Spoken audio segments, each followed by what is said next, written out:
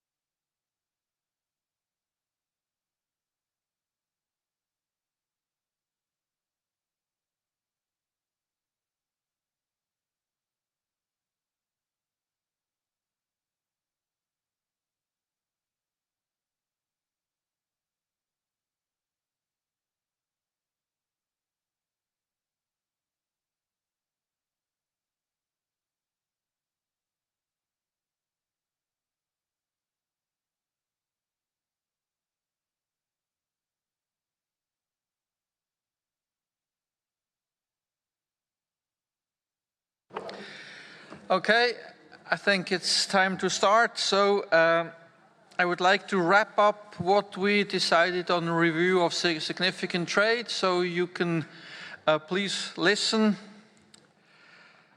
So in relation to selection of new species country combinations for review following COP19, the committee requested the Secretariat to publish a revised version of document AC32-COM3 that would better reflect the lack of consensus in the working group on the review of significant trade, with a revised chapeau above the table on page 2 that should read: in accordance with paragraph 1b of Resolution Conf 12.8, Rev COP18, the working group recommends the following species country combinations be considered for inclusion in stage 2 of the review of significant trade, noting that consensus was not reached on all cases.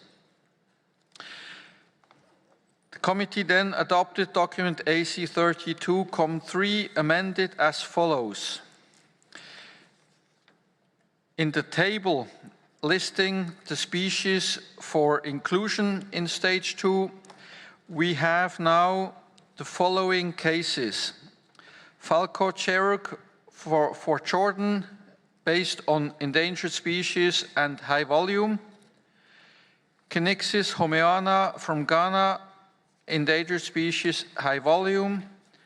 Python regius for Ghana, Benin, Togo, high volume and sharp increase. Sieben Rockiella crassicolis, Indonesia, endangered species, high volume. Casuarinas longimanus for Kenya, Senegal, Oman, Yemen, endangered species, sharp increase global and sharp increase also specific. Mobula SPP for Sri Lanka, endangered species, high volume, sharp increase, global and sharp increase for the country. Sphyrna lewini for Mexico, Indonesia, China, Kenya, Nicaragua, Oman, Sri Lanka, Yemen. Endangered species, high volume, sharp increase, global and sharp increase for those parties.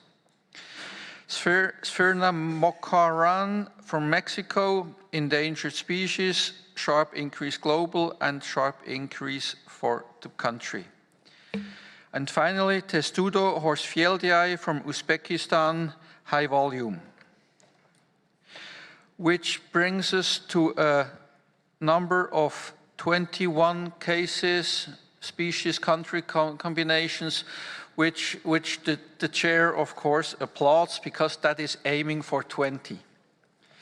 Then we have below the table for the asterisks, we have a note that an asterisk denotes a non-range countries to give clarity to what that asterisk in the table for the parties means. Then the Animals Committee further, in relation to Saiga tatarica from Ukraine, the committee requested the Secretariat to follow up with Ukraine on its use of source code U for Saiga tatarica, noting that it is not a range state for the species, and report any issues of concern to the Standing Committee. Trionyx triunguis from Ghana.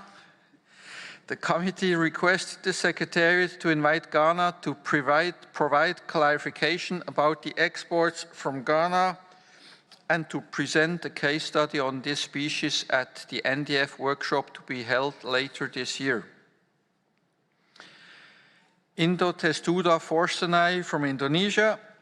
The committee agreed not to include this species country combination in the review following Indonesia's commitment to the publication of a zero quota for wild specimens from 2024, with trade resuming only after a non-detriment finding has been assessed as satisfactory by the Secretariat and the AC through its chair. Monodon monoceros from Greenland. The committee noted that Monodon monoceros from Greenland had been removed from RST at AC22 on the basis of a temporary ban. An NDF would be needed for trade to resume.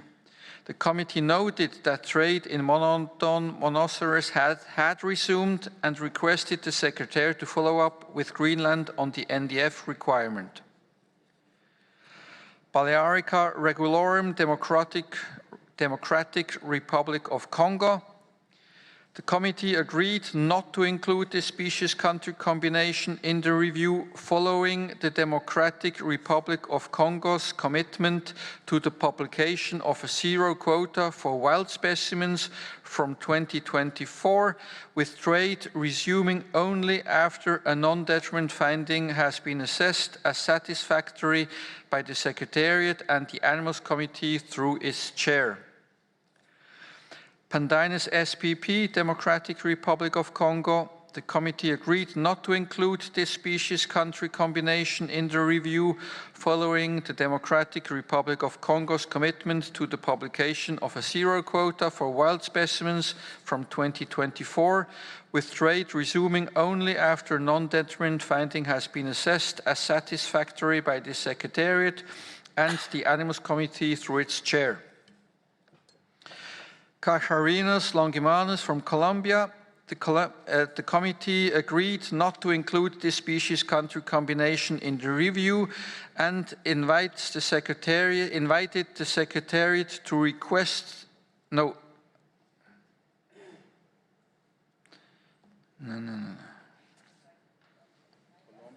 Sorry? And invited the Colombia to request the Secretariat to publish a notification informing parties that Colombia has prohibited in all its national territory all trade in specimens and derivatives of sharks, rays and chimeras, including export, re-export and import. So these are the conclusions of the Animals Committee in relation to a review of significant trade. North America, you have the floor.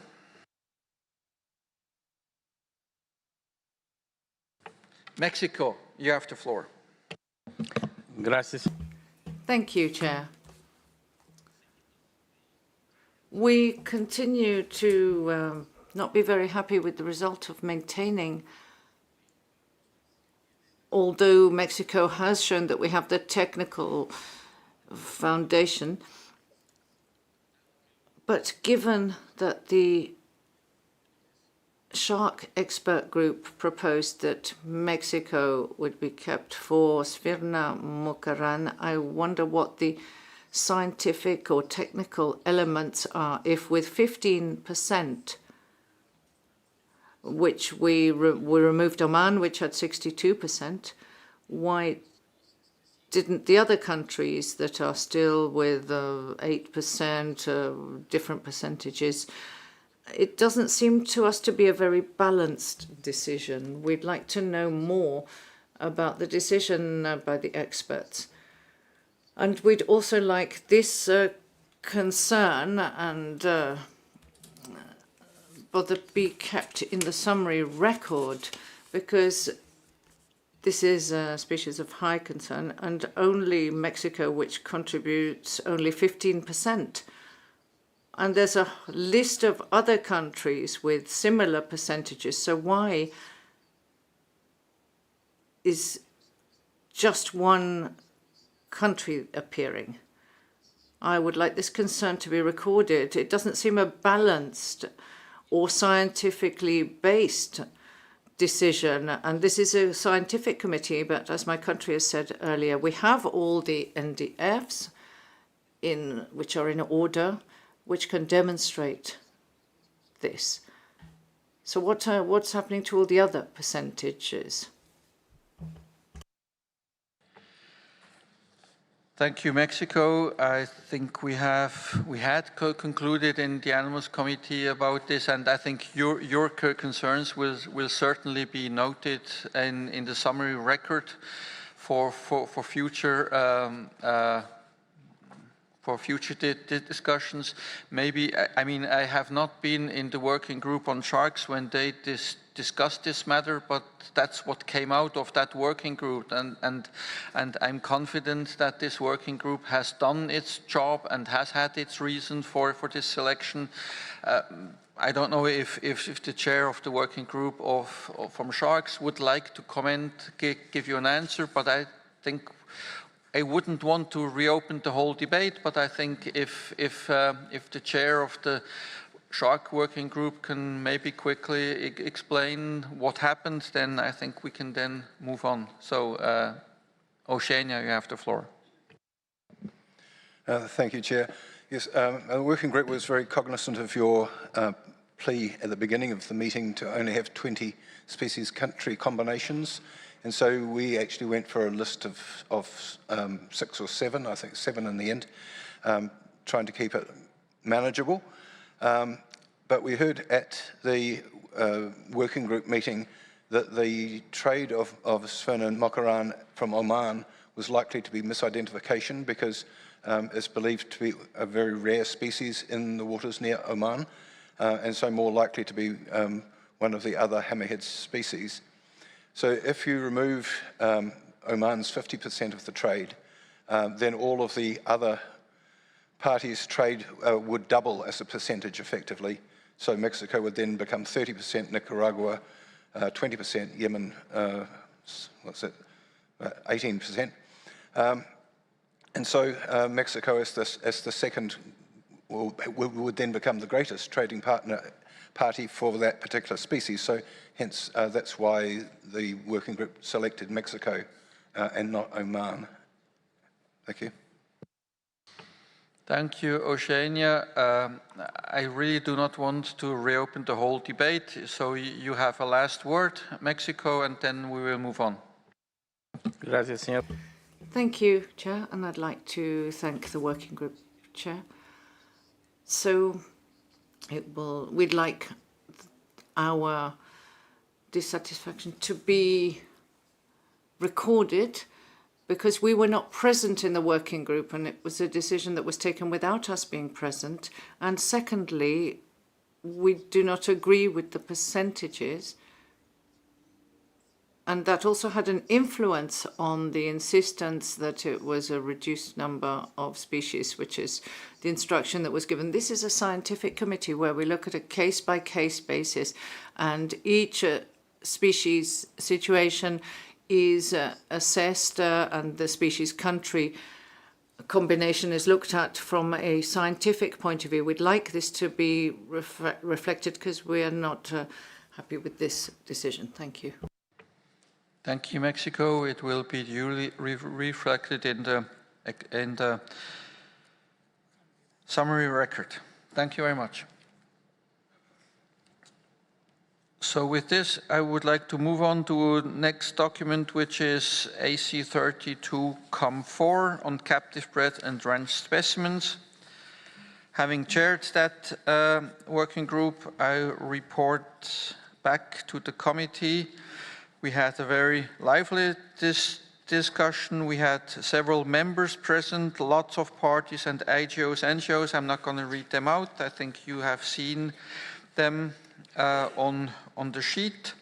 We were mandated to select a limited number of species country combinations for review, prepare a brief explanation of the criteria used to justify each selection, and draft general or specific questions for the countries selected for review. Determine and prioritize for which species a request should be made for the commissioning of a short review of the breeding biology, captive husbandry, and any impacts, if relevant, of removal of founder stock from the wild, and identify any urgent enforcement matters which need the attention of the Secretariat, the country concerned, and/or the Standing Committee. In relation to mandate letter D, we did not do that as we thought that it would be more appropriate to do that once we have finished stage 2, when we do have a reduced number, hopefully, of countries, species, cases, which would then allow us to be more precise in reducing the in making these analyses. So in the table on page 3 to page 6, you have the cases selected by the working group. I'm not going to go through all of them. You have been able to look at them. Then in the annex, you have the questions that we would like to ask those parties that have been selected, in order if there was source code C, R, or F. And on the last page of the document, on page 11, we do have further recommendations by the working groups to the Animals Committee to consider a range of recommendations, which I will not read out, but you have had a possibility to review them. So with this, I would open the floor for any comments on the document.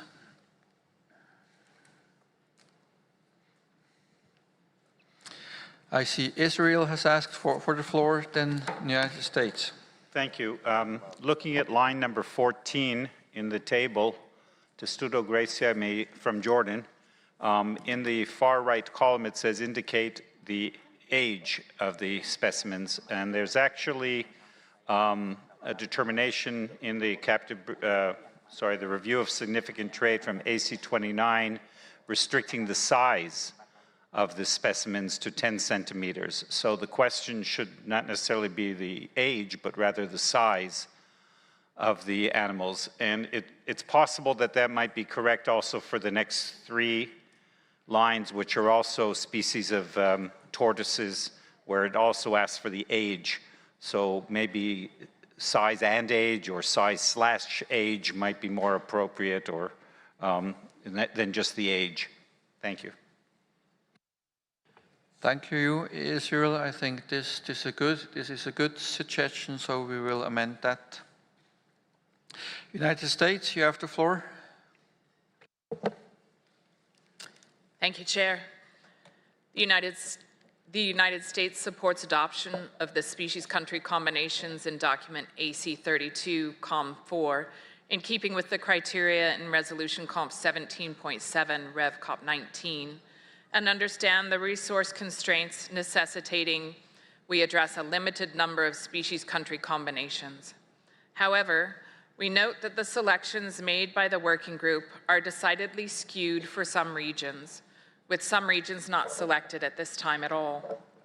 Recognizing that the challenges relating to trade in specimens reported as produced in captivity is not region-specific, we urge all parties to be vigilant in ensuring that specimens traded as produced in captivity under source codes C, D, F, and R meet all requirements, including ensuring legal acquisition findings and non-detriment findings for parental stock, which also includes ensuring that parental stock has been legally sourced from range states. Thank you, Chair. Thank you, United States, for these comments, which are, of course, very valid. I see United Arab Emirates, you have the floor.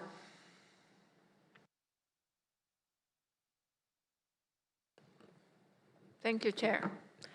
The UAE would like to express its appreciation to the Secretariat and the working group for their dedicated work on the document. Upon reviewing the table in AC32 COM.4, we have observed that the McQueen's bustards, Chlamydius mcqueeni, meets the significant volume criteria. With the UAE being one of the exporters of the species, it is crucial to highlight that the McQueen's bustards, or as we call them, the Hibara bustards, are bred in specialized centers within the UAE, managed by the International Fund of Hibara Conservation, one of the largest funds in the world for a single species. These centers play a vital role in the conservation efforts dedicated for the species. The primary objective of the breeding program conducted in these centers is to reintroduce these species into their natural habitats in their range states. Additionally, the International Fund for Hibara Conservation has expanded its breeding efforts internationally with breeding centers established in Kazakhstan and Morocco.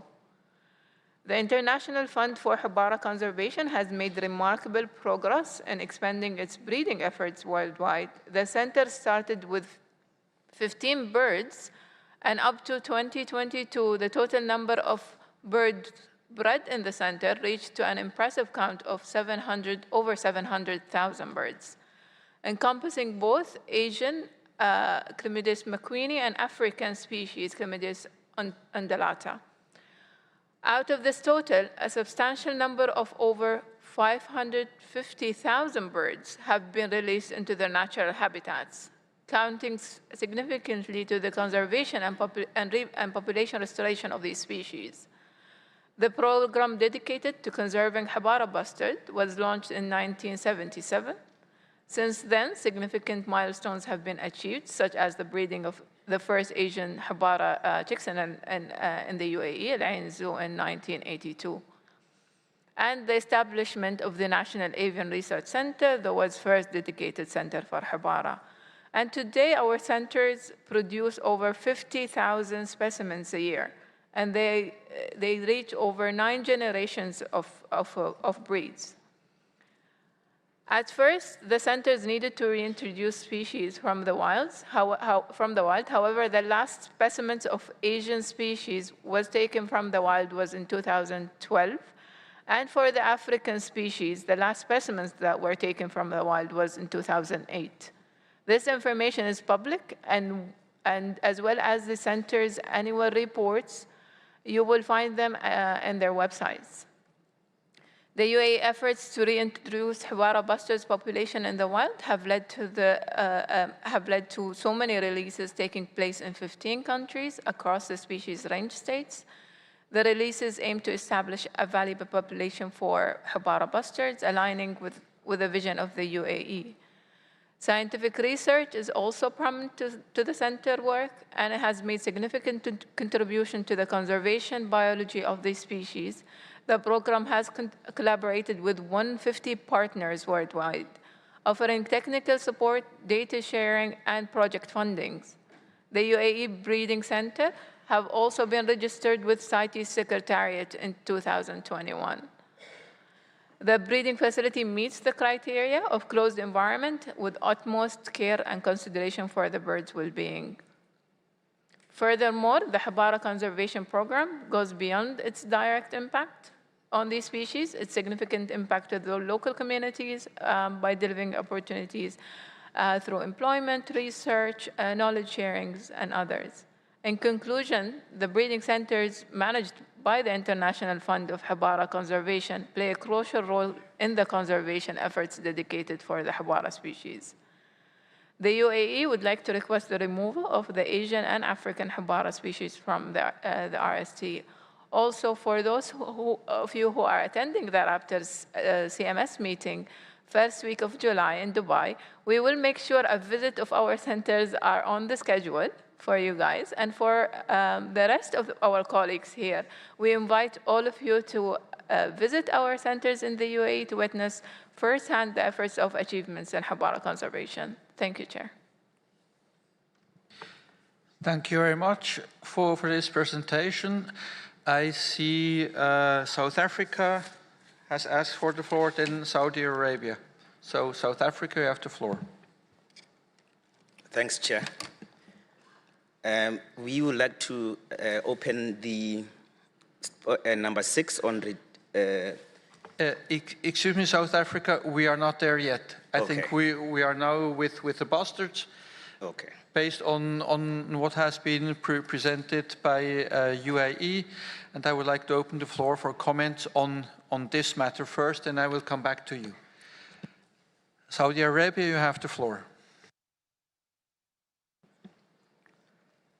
Thank you, Mr. Chair. As it's the first time Saudi Arabia has taken the floor, I would like to thank the government of Switzerland for hosting the 32nd meeting of the Animal of Committee, and thank the Secretariat for their appreciated work to organizing the meeting. I would also like to congratulate you for your election as a chair of the committee, which approached to conclude its agenda successfully at the end of the day. Mr. Chair, regarding document 15.1, for review trade in animal specimens reported as a procedure in a captivity and selection species for inclusion in the review of trade in animal species reported as a procedure in captivity, with consider reflected species on the table number 6, Chlamydotis mcqueeney and Chlamydotis undulata. The data indicating to trade volume as number and source of species, with demand to consider propose of trade. Saudi Arabia is one of the range states of Chlamydotis mcqueeney. We work in programs to assess and conserve the species as reintroduction the species in the wild, with range state conservation efforts as United Arab Emirates, which optimize the species conservation situation and management trade. The program enhances the species population in the range state. However, we understand the importance matter to review trade in the volume captive breed of species. At the same time, we do believe the importance to consider purpose of trade and satisfied explanation for selection, which provide comprehensive wide view of trade volume for species that will enhance forward procedure for sustained conserve and management trade, with support the intervention of United Arab Emirates on this matter. Thank you, Mr. Chair. Thank you, Saudi Arabia. So we have a proposal to remove the three cases, 7, 8, and 9, for Chlamydotis mcqueeney and Chlamydotis undulata from the review. I see the United States. You have the floor.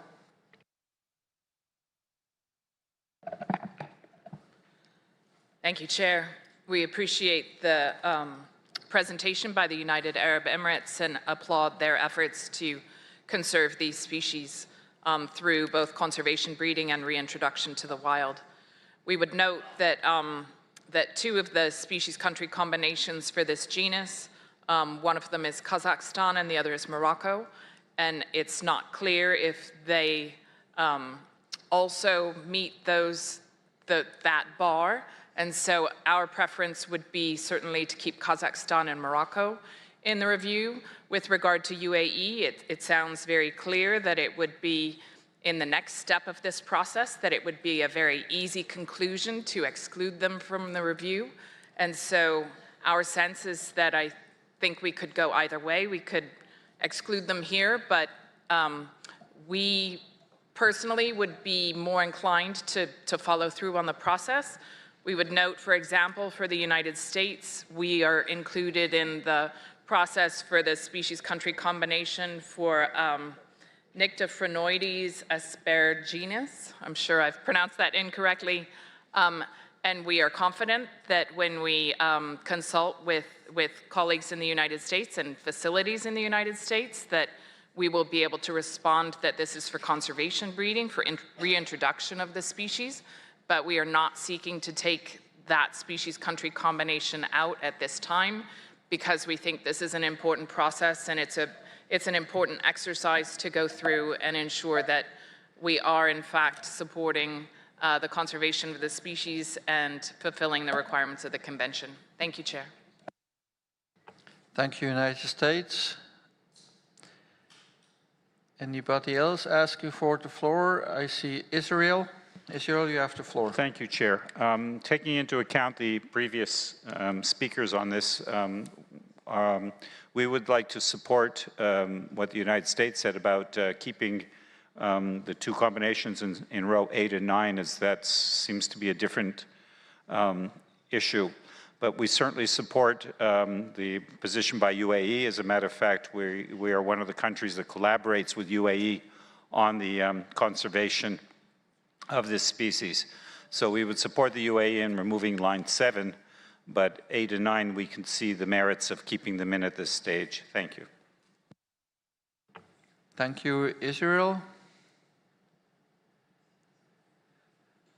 I don't see anybody else, so my feeling is that the room is of the view that I think United Arab Emirates has quite clearly been able to present its case, that this breeding facility is well controlled and produces very valuable conservation effects. So I think we can safely remove that country species combination from that list. In relation to 8 and 9, we are not that sure. We haven't had the confirmation of the status of this breeding program.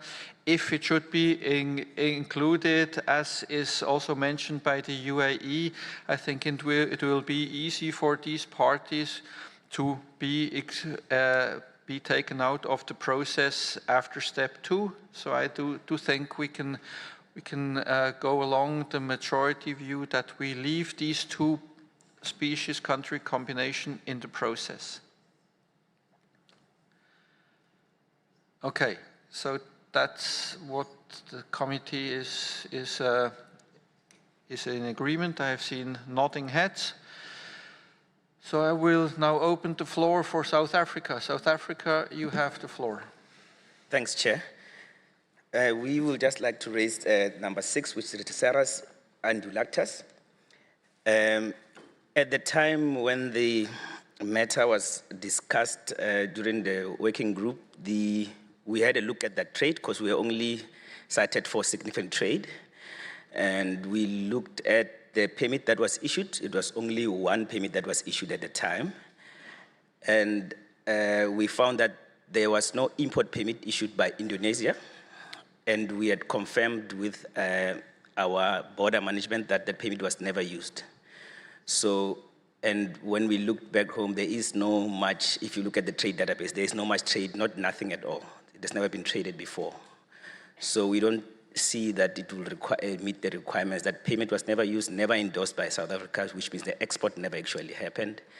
And there is no need to go into this process given that there's no information. There's very little breeding in it in South Africa. Thanks. Thank you, South Africa. So you're saying this is a reporting error, so that trade did not happen? Okay. I don't remember who was proposing this case to be included, but I think we have been given a quite good explanation for why it popped up and why it shouldn't have popped up. So I tend to go in support of excluding that species country combination from the review, because there's no or minimal exports happening. Okay, I see nodding heads here as well. So the Animals Committee also concludes to exclude that species country combination. Thank you very much. So I'm looking around the room. I don't see anybody else asking for the floor. So I think the Animals Committee adopts the recommendations from the working group as amended during the debate now. So thank you very much.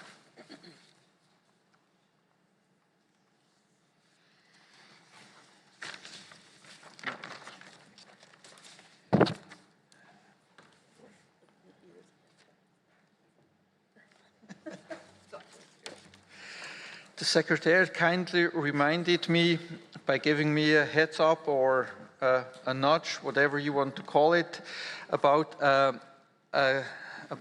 one item that we did earlier this week, which is, it's on agenda item 15.1. We didn't finish quite all what we were supposed to be there, and there is something we have to add to 15.1, and I will read out what it is. The Animals Committee notes the process for the implementation of Decision 1963 outlined in paragraph 21 of document AC 32, Doc 15.1.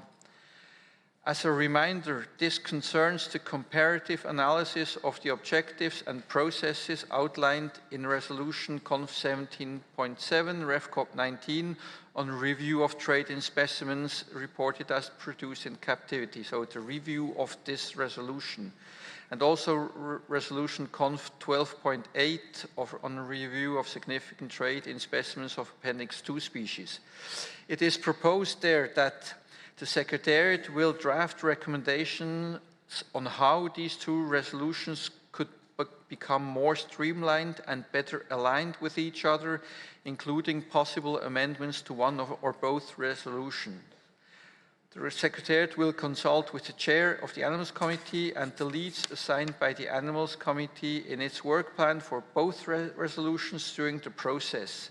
The report and recommendations will be submitted to the 33rd meeting of the Animals Committee for its consideration, and the committee is invited to note this. The aim is, we have realized when we work on these two processes that there are many things that are in common, and where we should have feedback loops between the two processes. So the aim is now to look at these two resolutions and see how can we do that best. And the results of this analysis will be fed back to you again for your review. So this is just to inform you that this will be coming.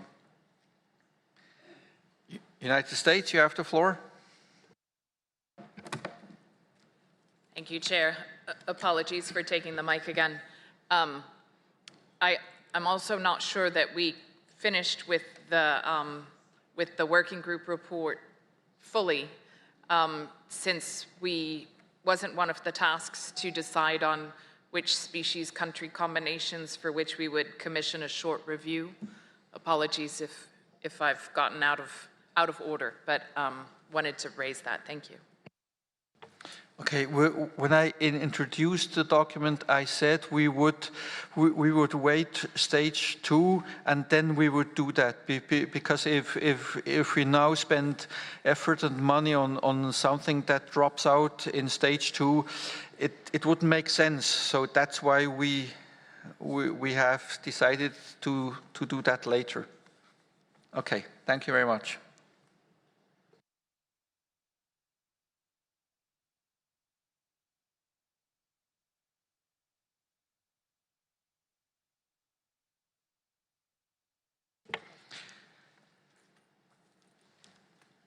Okay, so we have finished with AC32 COM4.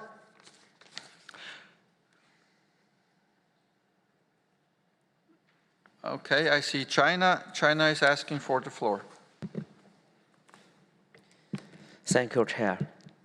China would like to state that there is only one China in the world. The government of the People's Republic of China is the sole legal government representing the whole of China.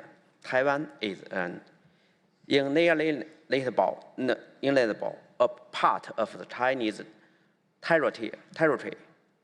The one China principle is one of the fundamental norms governing international relations.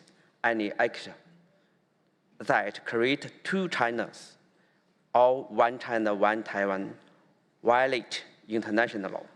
It is acceptable to China to list species of Taiwan combination. On this report, China kindly urge the Secretariat to correct all the expression of the species country combination into species country region combination.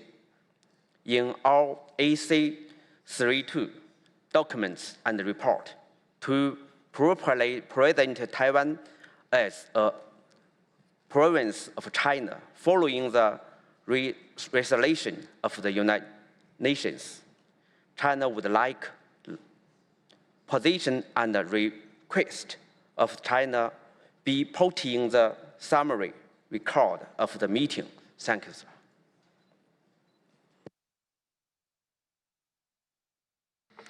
Thank you, China. I give the floor to the Secretariat. Thank you, Mr. Chair, and thank you to China for bringing this to our attention. Indeed, all documents that are prepared by the Secretariat are United Nations documents, and we should follow the rules considering how we refer to Taiwan, which is Taiwan province of China. And we will be making the changes necessary in those documents and issuing a revised document and uploading it onto our website. Thank you, Mr. Chair. Thank you, Secretariat. So with this, I would then move on to our next COM document, which is AC32 COM5.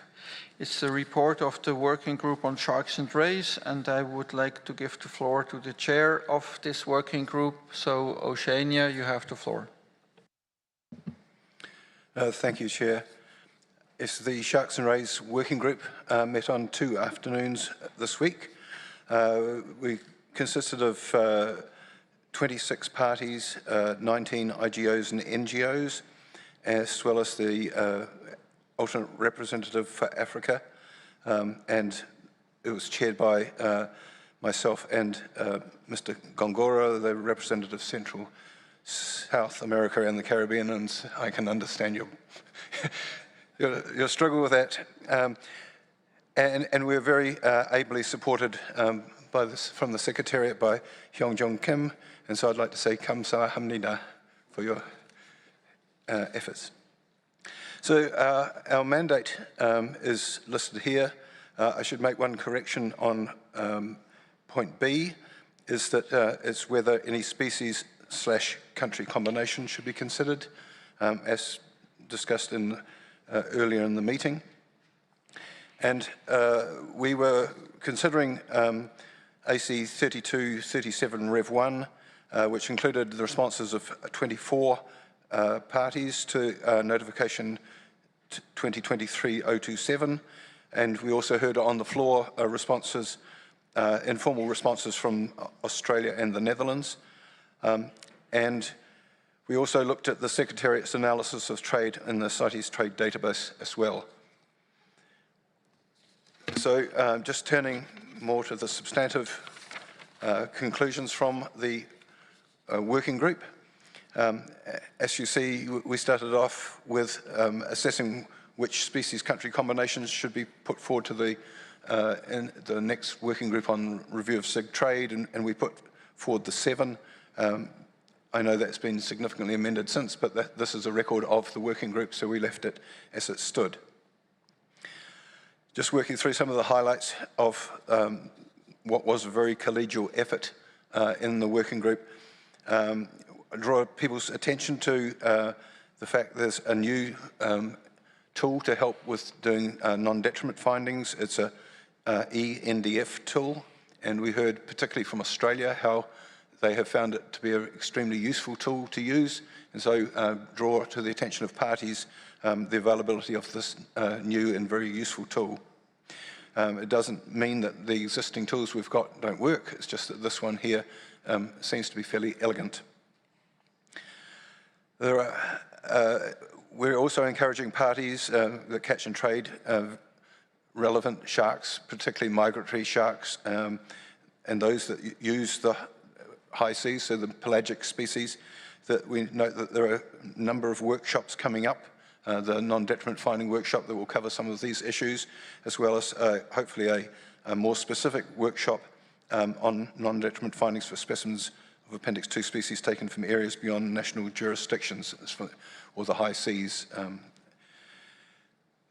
We've noticed increasing technology in terms of genomics, artificial intelligence, and isotopic tools to try to identify shark and ray species, and also their parts and derivatives. And we talked a bit about squalene and the challenges that we have where we have mixed shark products and mixed species, in a certain product in an unidentifiable form, at least to the human eye, but things like eDNA can be quite useful for identifying what shark species are involved in such products.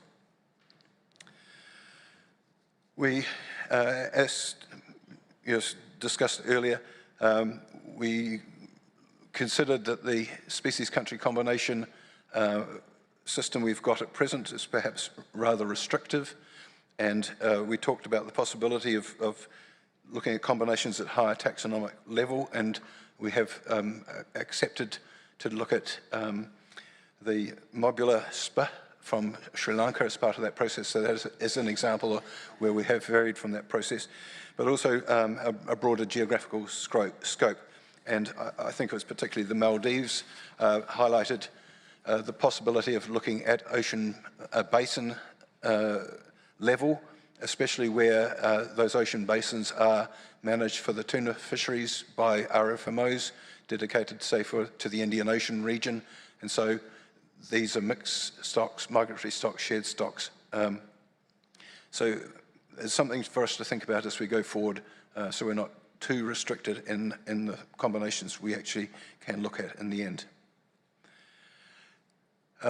We've also touched on this again today in relation to Colombia, is asking parties to inform Secretariat of any voluntary export quotas, including zero export quotas, or negative NDFs, which would imply no trade should be allowed of those species, and national prohibitions on the catch of sharks or rays, again indicating that no trade should be accepted from parties that have indicated these stricter domestic measures.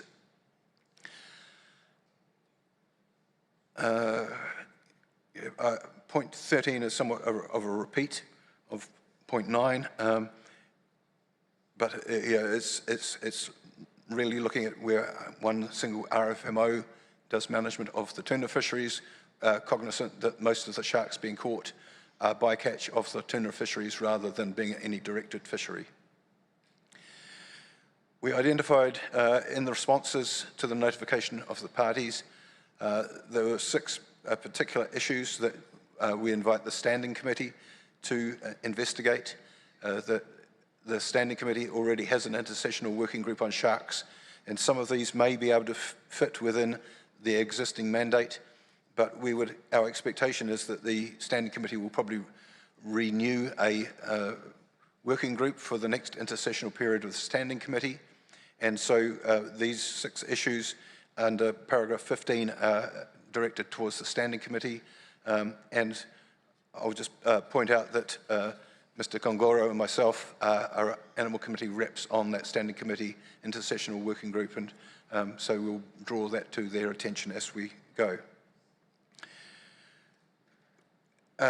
In number 16,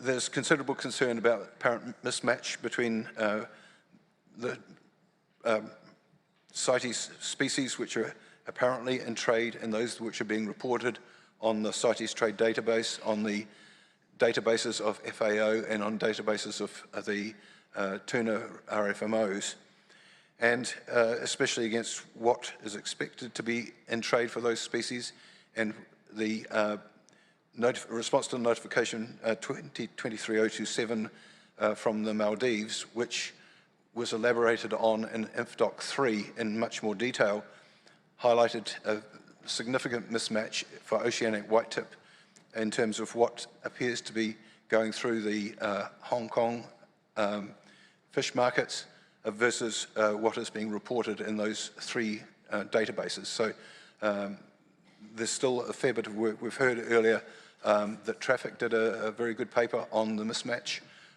called The Missing Sharks. And so if people were interested in this topic, then INFDOC 3 is a very detailed analysis for oceanic whitetip. And given the debate this morning, I wonder whether some NGO or some party might like to have a look at the hammerhead trade as well and see if they can sort out exactly what's going on in the hammerhead world in a similar sort of analysis that we saw for oceanic whitetip that was very useful for the working group. And I think that sort of summarizes the key points. So I'd like to thank all the members of that working group for their very constructive contributions. And Gamsa Hamnida again to the Secretariat. Thank you, Chair of the Sharks and Rays Working Group, for that report and for your engagement and work. So thank you very much. With this, I open the floor for any comments on this report. I see the United States. You have the floor. Thank you, Chair. The United States would like to offer just 2 small suggested edits. In paragraph 12, at the end of that paragraph, where it says, and there is a consequent negative opinion for permitting trade, we would add in other types of specimens. And the second proposed edit is under paragraph 15F. We would add at the end of that sentence, for specimens that meet the requirements of Resolution Conf 13.6, parens Rev Cop 18, on implementation of Article 7, paragraph 2, concerning pre-convention specimens. Thank you.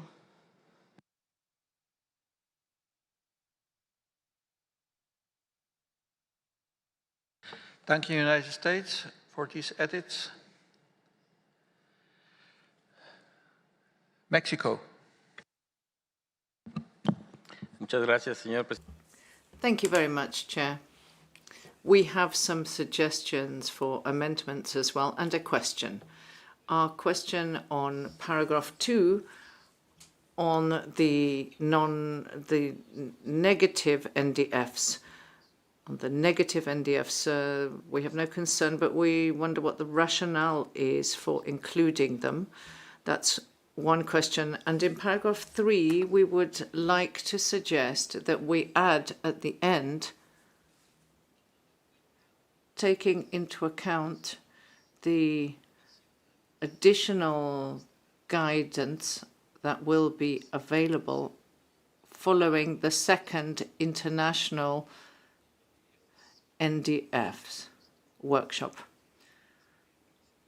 Bearing in mind that it keeps developing, it's important that we take that into account. And in paragraph 5, where it talks about methodologies, genomic methodologies, we would like to suggest that we include at the end and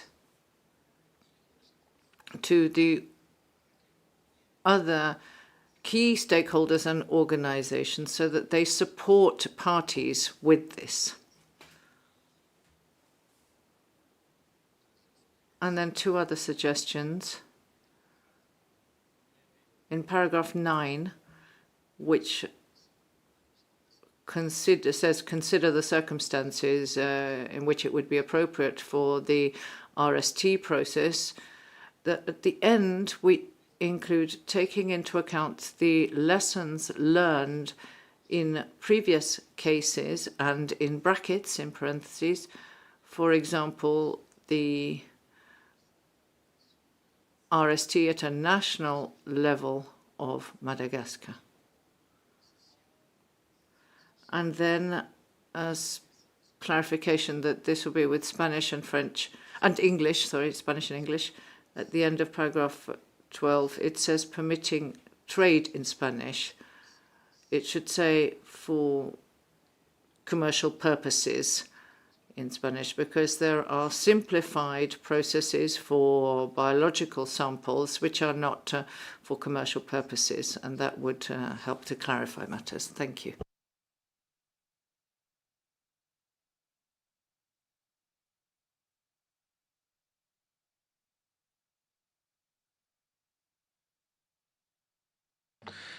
Okay, thank you. You had a question to the chair, so maybe you want to respond? Yes, thank you, Chair, and thank you for both the United States and Mexico for their suggestions, and I don't see anything too controversial amongst those suggestions.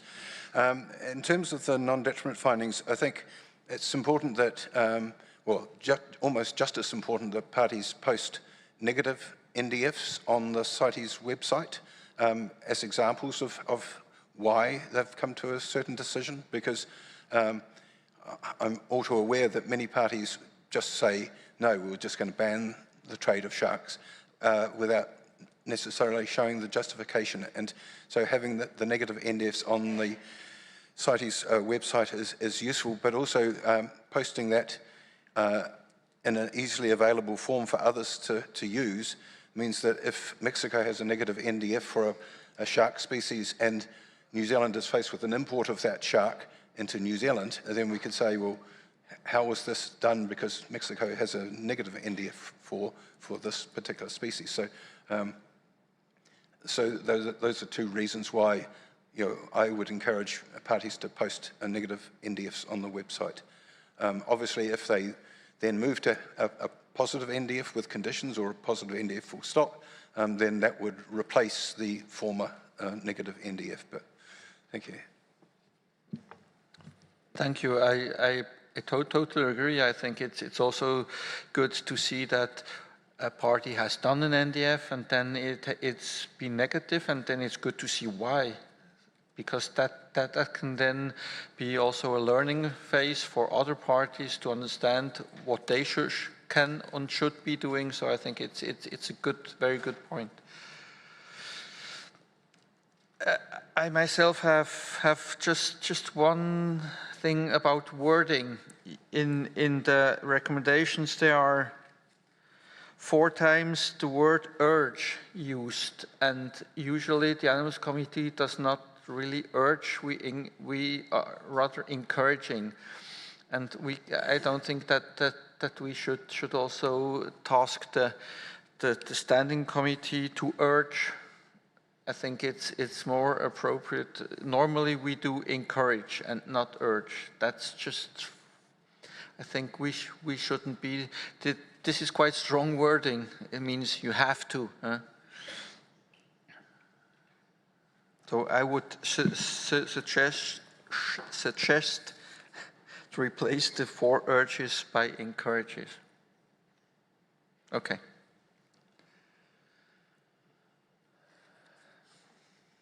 Where are my glasses? You're wearing them. Huh? You're wearing them. No, not my glasses. Come on. Okay. Wildlife Conservation Society, you have the floor. Thank you, Chair.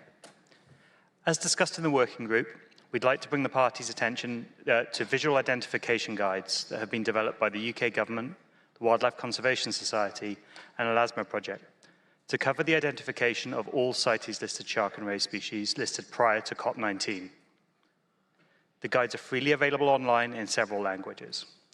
Additionally, the guides are in the process of being updated so that they cover the shark and ray species listed at COP19. And these updated guides will be published ahead of the deadline at which the Requiem shark listing enters into force this November. We will submit the guides under notification 2023-051 for submission to the Intersessional Working Group on IT materials. Thank you, Chair. Thank you very much for this information and for this hard work being done.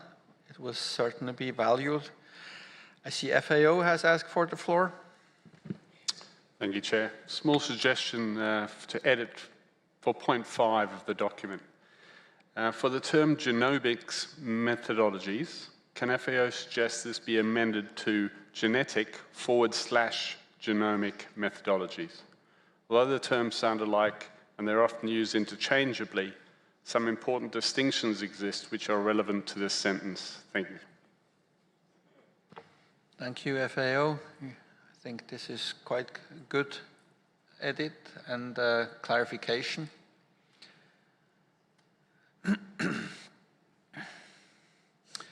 I don't see anybody else asking for the floor, so I think this concludes the discussion on COM5. So the Animals Committee adopts the recommendations as contained in AC 32 COM5 with the amendments made on the floor.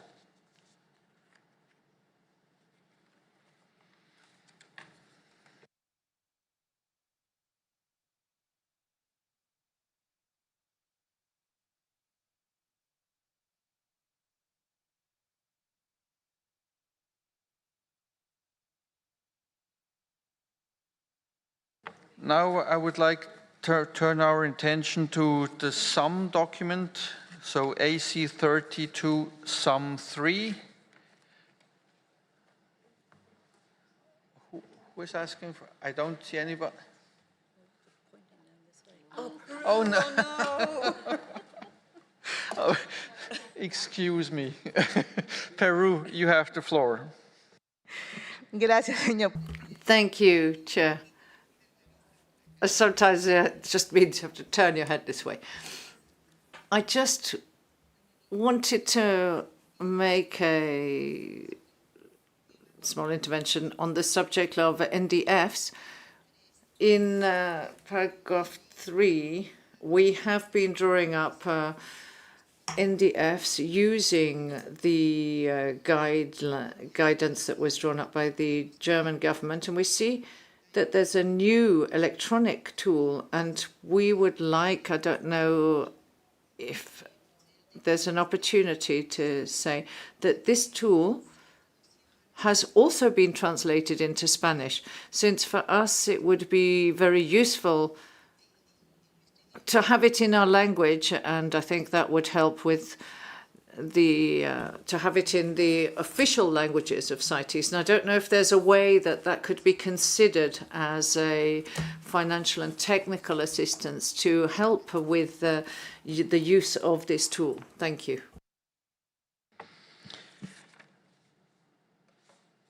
Thank you, Peru. I think this is good comment. Is it in relation to paragraph 3 of the document? Okay, yes. I think it would be quite helpful to have a translation, of course.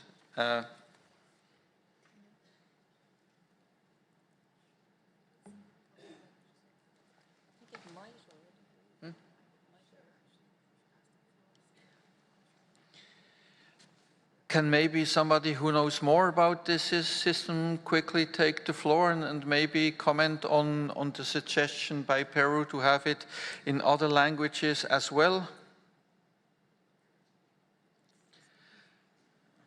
Yeah.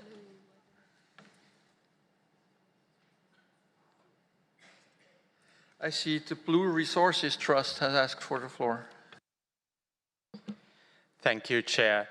I believe this is in reference to the new electronic NDF tool that is available for sharks and rays, which was supported with funding from the government of Germany. This tool is currently only available in English. However, it should be noted that it is a browser software, so accessible through any internet browser. So for the time being, it is actually possible for CITES parties to make use of the automated Google Translate feature that is available on browsers. We, of course, recognize that this is only a temporary fix, and we are most certainly open to working with parties and other organizations that have the resources available to translate this tool into other languages. Thank you, Chair. Thank you for this comment. I think Google Translate has been getting better and better, but I think with some technical terms it may still struggle. So it might be quite funny what was coming out of there. So of course it would be best to have a firm translation, and let's hope that we will find the means to do that.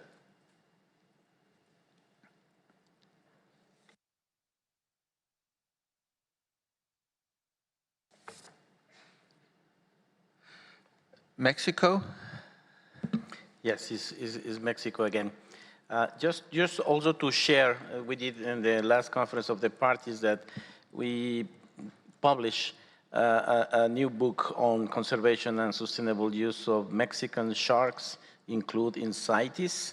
It's a big publication, including 13 species that talks about biology, but also for every species is a chapter regarding NDFs. This is a book where it was a total of 36 experts who participated in the publication, so we invite everybody to look at our website with more information about sharks. Thank you. Thank you very much for this information. So I think we have closed sharks and rays for the moment, and we can therefore move on to the sum document, AC32 Sum 3, that in that short delay gave you the possibility to take it and look at it and be ready for any comments. I give the floor first to the Secretariat. Secretariat, you have the floor. Thank you, Chair. When we adopted yesterday the nomenclature specialist report COM2, the delegate of Senegal pointed out that there was a wrong translation in the COM document, and we forgot to fix it in the executive summary. It's under agenda item 46, paragraph B. Je vais passer en français. I'll say this in French. The committee agrees that, the interpreters are looking for the paragraph that this should be translated as hybrids, etc., do occur. This should have been corrected in Executive Summary 3. Secretary, can you please repeat it? The translators had problems finding the correct paragraph. I went too fast, so sorry. So under agenda item 46, it's on page 6 in English. Yes, and then B, in English, it reads, recognizing that hybrids and mixed species groupings occur, which is correct in English. The French translation is incorrect. In French, it says, sachant qu'il peut y avoir des hybrides. Knowing that there may be hybrids and mixed species grouping in French. So it should be sachant qu'il existe des hybrides, et etc. French, well, it should be there, should say hybrids and mixed species groupings occur. Thank you. Perfect. Thank you very much for this correction. Any other comments? I see the nomenclature specialist. You have the floor. Thank you, Chair. And predictably, again, item 46, report of the specialist on zoological nomenclature.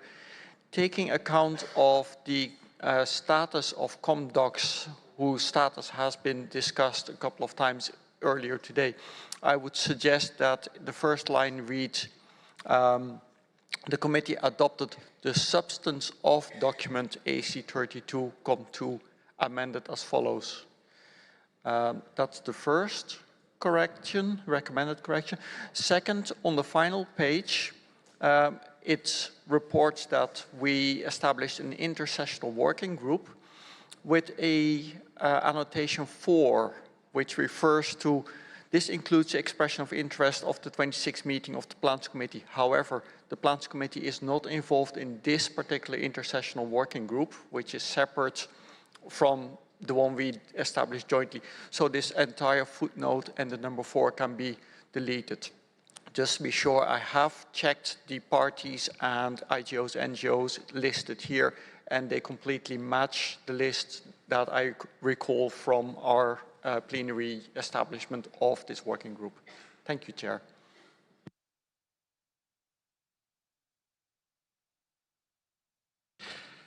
Thank you.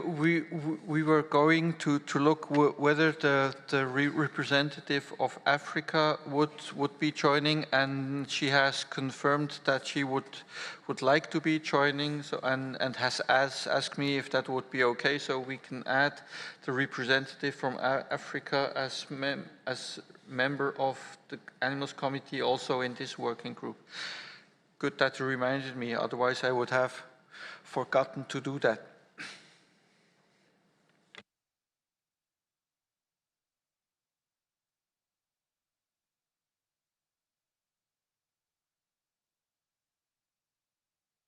So no more IWMC, you have the floor. Merci. Thank you, Mr. Chairman. I have 2 comments.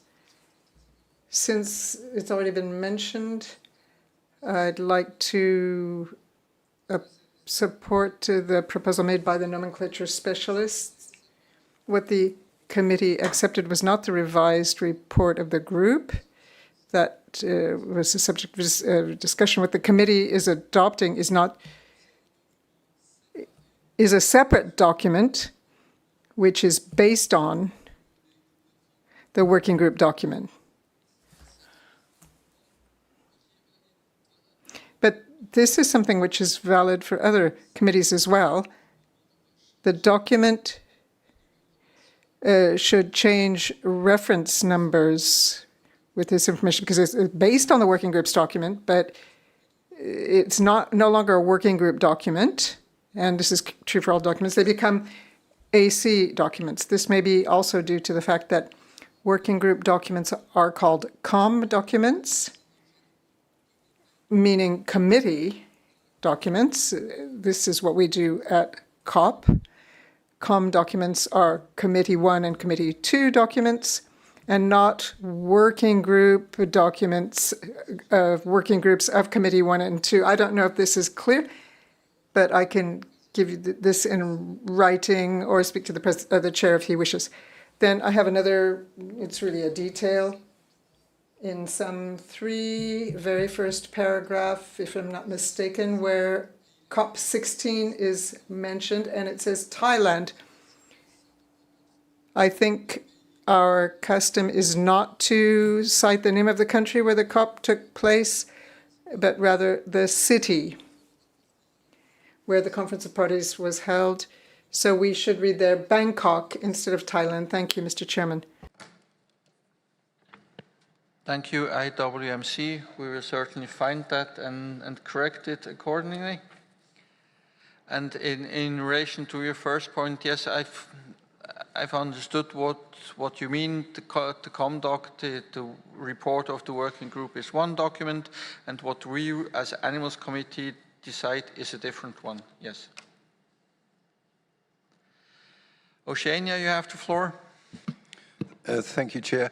I thought IWMC was going to spot the error on page 7, where they're down as being the Wold Conservation Trust, which is preserving moorlands in the UK rather than the World Conservation Trust. Thank you.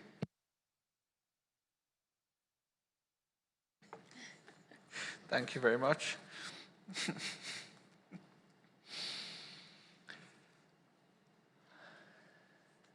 Oh.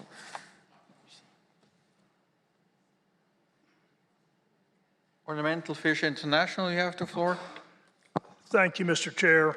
With respect to item 40 on marine ornamental fishes, we appreciate the language that is added that the workshop will contribute to the following outcomes. Excuse me. During the discussions, the United Kingdom, the United States, and Ornamental Fish International encourage that participation needs to be as wide and extensive as possible, and we are not positive that that has made it into the underlying report as one of the following outcomes, and would hope we could be assured that is included. Thank you.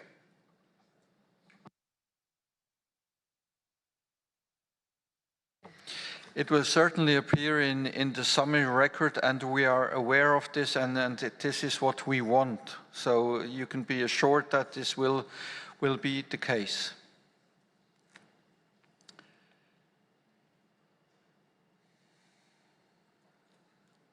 No more comments on the Sum 3. So the committee adopts Sum 3 with the amendments made on the floor. Salute.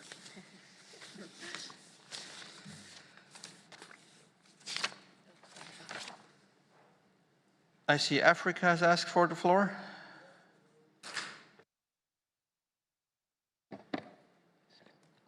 Apologies, Chair, but I thought before you concluded that there is an error. I think there is an error on that in that document on the first page, where it talks about the Africa representative.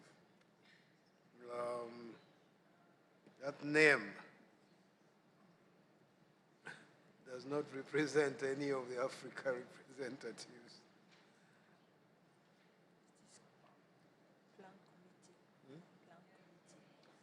Oh, oh.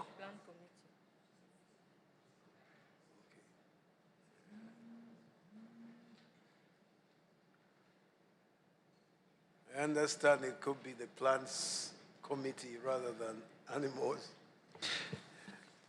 So it's on the bottom of the page. It should say PC representative for Africa, right? Yeah. Then it is correct.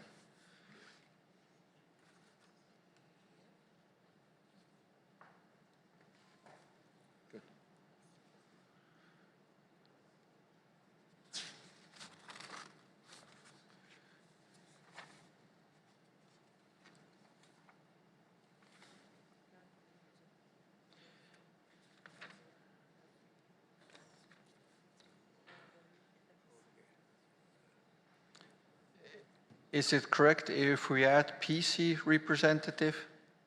Is it then correct? Yeah. Okay, perfect. Thank you very much.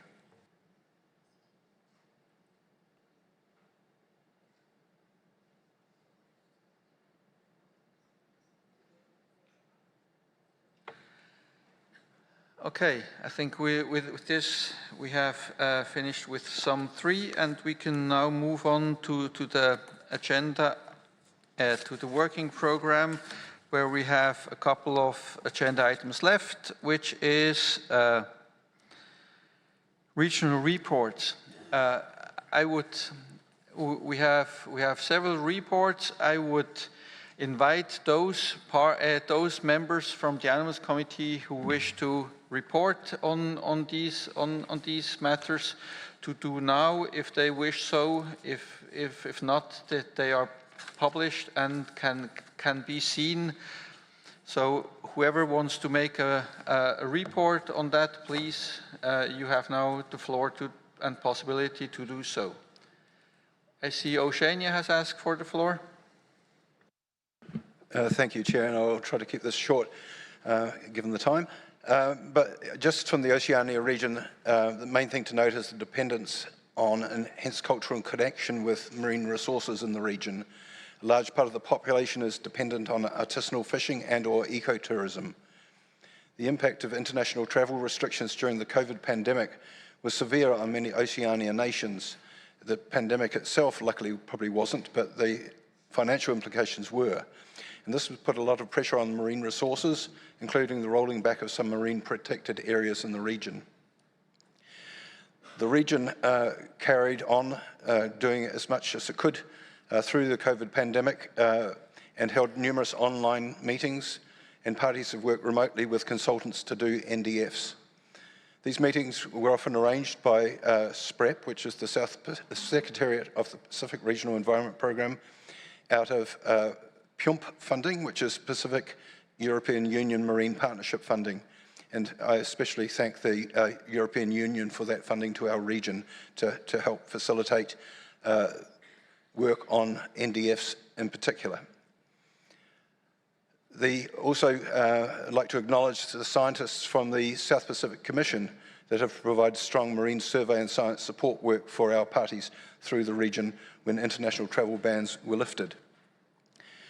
And just as a comment, I'd say the region was very grateful for the delayed implementation of some of the marine listings at COP19 to allow parties to get NDFs in place by the time the listings come on.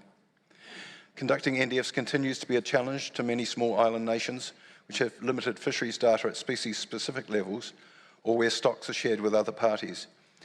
I've been trying to promote the use of regional approaches to doing NDFs, although each one will have to be tagged to a particular country, and also the use of traditional indigenous knowledge from village elders in setting conservative NDFs with conditions requiring fishers and exporters to gather quantitative data to support more data-driven NDFs in the future. Just on a final point, the advent of Team Zoom Kudo meetings to share ideas with international colleagues was really exciting to start with, but that excitement seems to have waned in our region because parties in Oceania always seem to end up drawing the short straw and having to meet in the middle of the night. And so I'm very grateful for the wording we ended up with in one of the earlier agenda items. I'd also like to say that the CITES Secretariat staff have appeared more frequently in our region over the last 4 or 5 years when travel restrictions allowed, and that trend is very warmly welcomed by our region. So thank you very much. Thank you, Oceania. I see North America. You have the floor. Thank you, Chair. In summary, we report that during the period from June 2020 to March 23, our region prepared information on the periodic review of the appendices for 5 species, which recommendations were supported by the Animals Committee for all of them, and 3 derived in amendment proposals adopted by the Conference of the Parties at the 19th meeting. Request the inclusion of 3 breeding facilities in the registration of operations that breed Appendix 1 animal species in captivity for commercial purposes and conduct over 1,500 NDFs for more than 30 species. Regarding capacity building, the report provides information on several publications, materials, courses, workshops, programs, and projects with both national and international impact on technical, management, and enforcement issues. Among other things, said efforts aims to strengthen implementation of CITES on species like sharks and rays, bighorn sheep, puma, lynx, seahorses, totuaba, crocodiles, jaguar, freshwater turtles and tortoises, elephants, rhinoceros, cheetah, saiga antelope, lions, pangolins, and snow leopards. Finally, we also report that the members of the North America region communicate regularly as part of our ongoing commitment to meet and discuss regional CITES issues, including implementation, preparations for CITES meetings, and other CITES topics of the interest to our region. You have the report, the full report there. Thank you very much, Chair. Thank you, North America. I see Europe, you have the floor.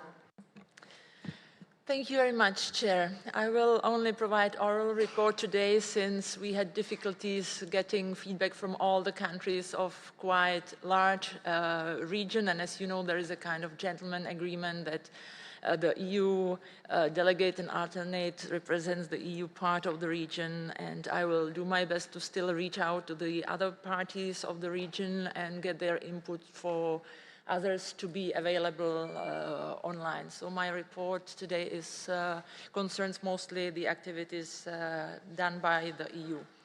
The EU financing for biodiversity for the period 21 and from 2021 up to 27 has doubled from the previous period, reaching around 7 billion euros. The EU currently has 25 national Team Europe initiatives with biodiversity as one of the main objectives. 15 of them are in African countries. Since the adoption of the EU Action Plan against wildlife trafficking in 2016, significant new EU funds have been mobilized to support bilateral, regional and global projects contributing to fight against wildlife crime. This includes programs implemented by the International Consortium on Combating Wildlife Crime, IQWIC, for the total amount of around 65 million euros, as well as, among others, the project on monitoring the illegal killing of elephants and project in South and East Africa, strengthening the capacities of law enforcement. The EU has also supported the CITES Secretariat to implement COP decisions. An allocation of 2.5 million was made available for the triennia 2017 until 2019, and additional 2.5 million have been made available for the years 2020 until 2022. The EU has also funded Species Plus database and monitoring of the status of several CITES-listed species. The EU has also done its homework, so the decisions taken by COP on listing proposals have been implemented in the EU legislation, and reflections is now being made about the so-called suspension regulation, which lists the species where the trade to the EU is not allowed. The EU, in consultation with different stakeholders and of course the member states, has finalized revision of its action plan on wildlife trafficking. The action plan is built around 4 priorities, aiming to address wildlife trafficking in a comprehensive way, from prevention to strengthening the legal and policy framework, to enforcing regulations and policies, and reinforcing the global partnership of source, consumer, and transit countries against wildlife trafficking.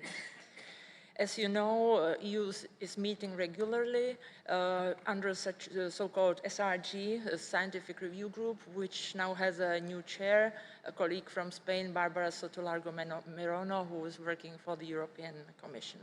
You will find more details in our report, which we will share with any possible additions from other countries of the region with the Secretariat for publication.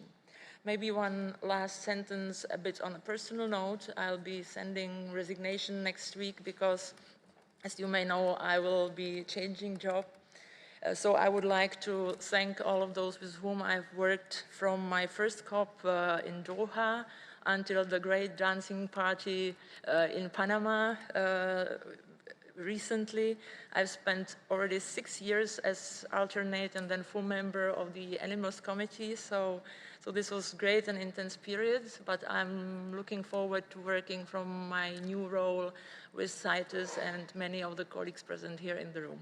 Thank you very much, Chair.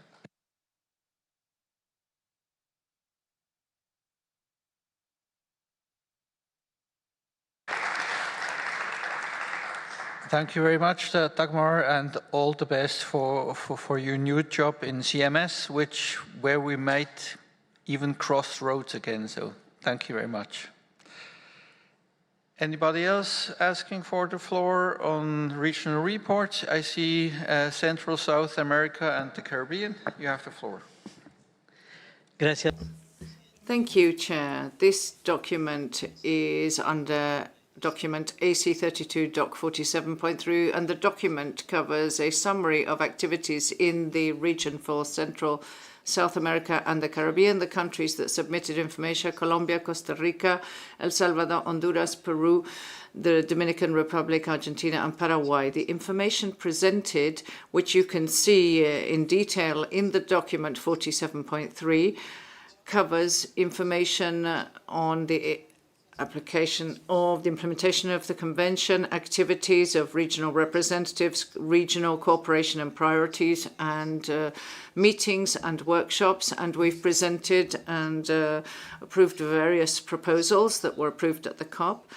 And we held a pre-COP before COP19 with the support of CITES Secretariat staff. We'd like to cover the work being carried out on information exchange on the work of the convention. Thank you. Thank you, Central, Southern America and the Caribbean. I give the floor now to Asia. Thank you, Chair. Our report already submitted to the Secretariat and is provided in the document. The report is covering 38 countries, and there are several difficulties in the collecting information. However, some countries already submitted. And the most important that since it's after COVID conditions, we still have the meeting on the ASEAN Working Group 17 and 18, and that's two meetings raising on the zoonosis disease concern, and strengthen the law enforcement materials that can be collaborate among the country and borders, as well as we welcome also some NDF that has been submitted by some parties. I think this is a really good point for implementation of the conventions, and strengthen the coordinations and collaboration with some NGO and parties regarding some issue of the species that also become the highlight in the discussion, such as songbird as well as long-tailed macaque. Thank you, Chair.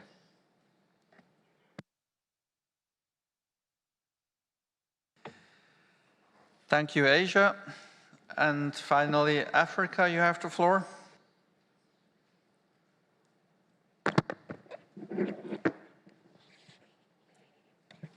Thank you, Chair. Yeah, we've submitted a report which is available. It's not translated yet, but I guess in due course it will be translated. I'll just quickly go through some of the key issues.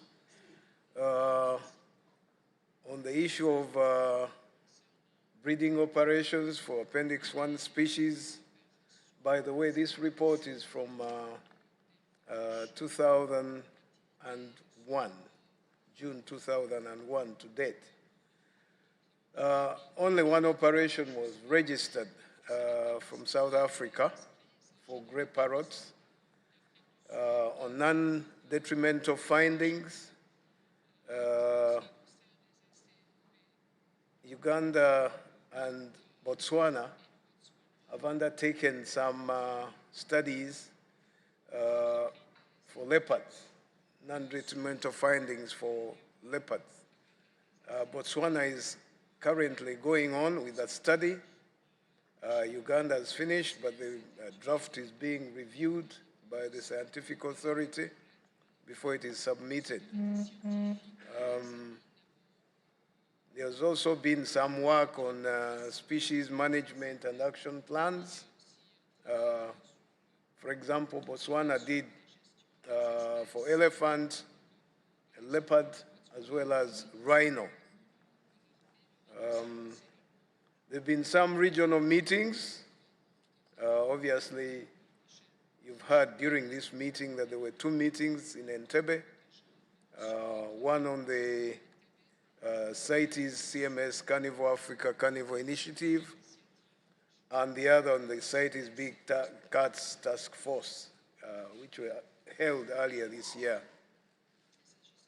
But Ghana also hosted a planning workshop on the conservation of pangolins in West Africa under a program called Program for Biodiversity and Low Emissions Development in West Africa. This was in March this year. With regards to capacity building, some member countries undertook some capacity building activities. For example,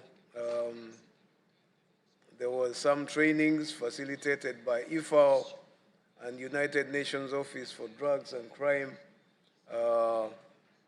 for basically customs, police, and wildlife law enforcement officers.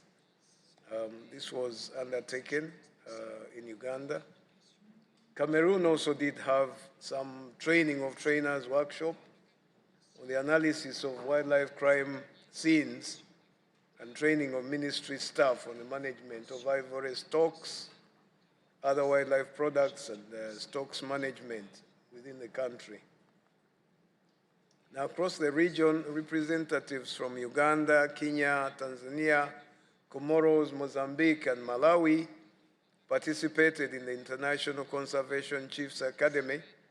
This training takes place in the US. This time it took place in between 22nd of May and 2nd June, and it brings together leaders of conservation law enforcement agencies from around the world, basically to build capacity between the agencies to promote cooperation. And it is facilitated by the US Fish and Wildlife Office of Law Enforcement.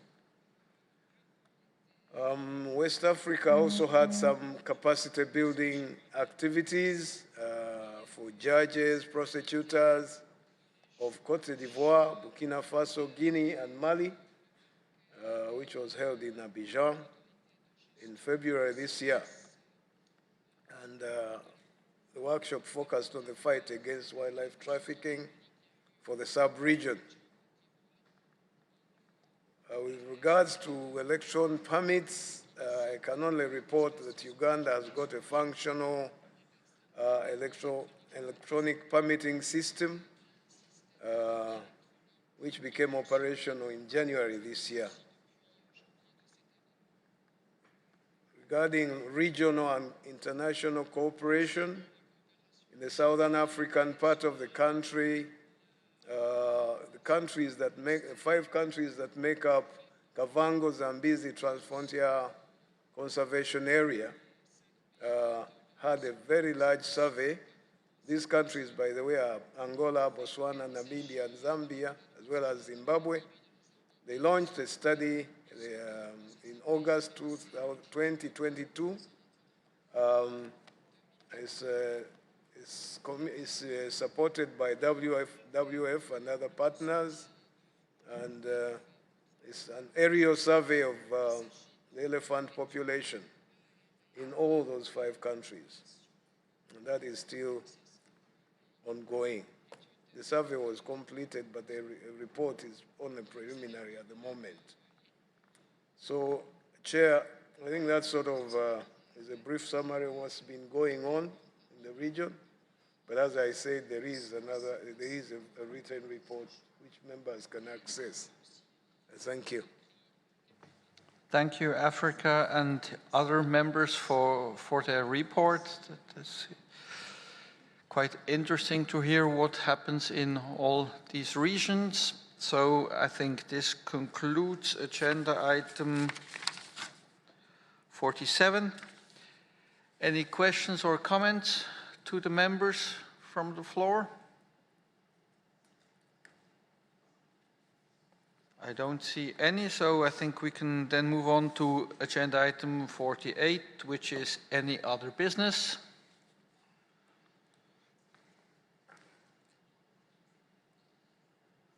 Do we have any other business? I don't see anybody asking for the floor, so I think then we go on to the closing of the session and time and venue of the 33rd meeting of the Animals Committee. Secretariat, you have the floor. Thank you, Chair. As mentioned on the first day of the meeting of the committee, we have been able to make some changes to the tentative dates which had been communicated earlier. So the next meeting of the Animals and Plants Committee meetings, of the Animals and Plants Committees, will be held back to back in this venue in July 2024. The dates are the 8th to 19th of July 2024. We have not yet decided exactly on the order of the two meetings of the two committees, but the meetings will be in this period, 8th to 19th of July 2024, in this venue. Given that the AC and PC will be meeting in July, it would make little sense for the Standing Committee to be meeting in August, because there will be no time to prepare documents from the AC and PT to the Standing Committee. So the Standing Committee will be meeting in the first quarter of 2025. So the dates are yet to be completely confirmed, but it will be the first quarter of 2025. And as we've also mentioned before, if any party is interested in hosting any of the meetings of the committees, but this is always very welcome. We'd like to go and see other places of the world. Just approach the Secretariat and we can discuss the details of this. But until we have other offers, these are the dates, and the meetings will be held in this venue. Thank you so much. Thank you, Secretariat. Even though we would want to see other parts of the world, Geneva is not that bad anyway. So with this, I would come to closing remarks, and I would first open the floor for closing remarks from observer organizations, if there are any.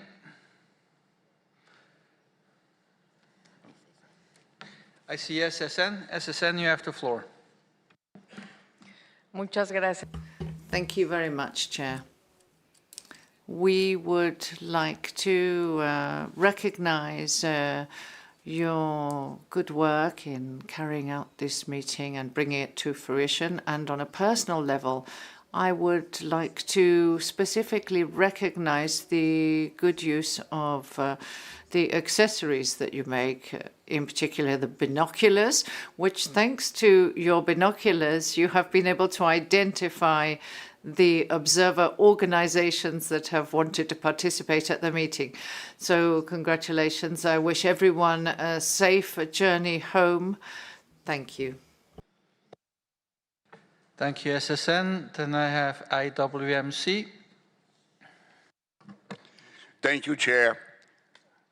Every time we participate into a CITES meeting, I'm always fascinated by the role that has been played in the evolution of this convention by the Swiss Confederation. Mr. Chair, you've been a true reflect of what is your country. And the history of Switzerland and CITES goes as far back as even before the coming into force of the convention. Starting with Peter Dellinger, who used to be a tremendous important asset to this convention. And then the first Secretary General of the convention, known then as Executive Secretary, was a Swiss, the gentleman sitting next to my right. And then so it's been going on and so on and so on constantly. And of course, we cannot forget the late Thomas Althaus, who's been also involved in every single aspect of this convention. So I would simply like to say, Mr. Chairman, that I've been in many times I will continue to be critical of certain aspects of this convention, but it's certainly not because of any action to the made by the Swiss Confederation. To the contrary, we hope that what you have set up as a model for this convention will continue to survive and only survive, but also to be above any kind of discussions, any kind of decisions we might be taking. Thank you, Chair.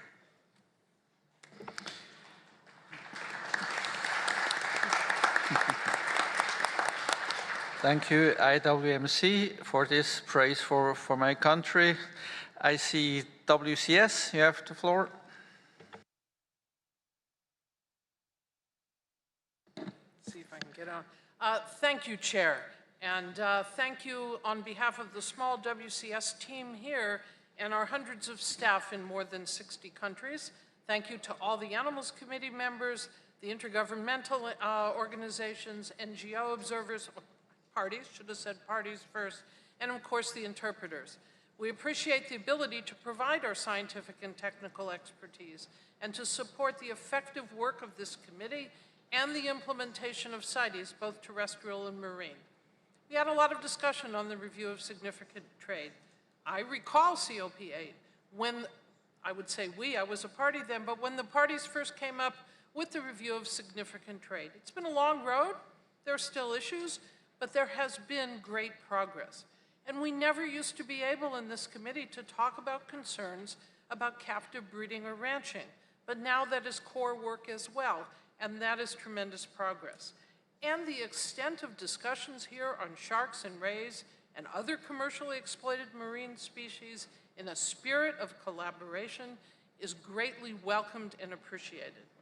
WCS was actively engaged with all of your governments to parties with adoption of the Global Biodiversity Framework.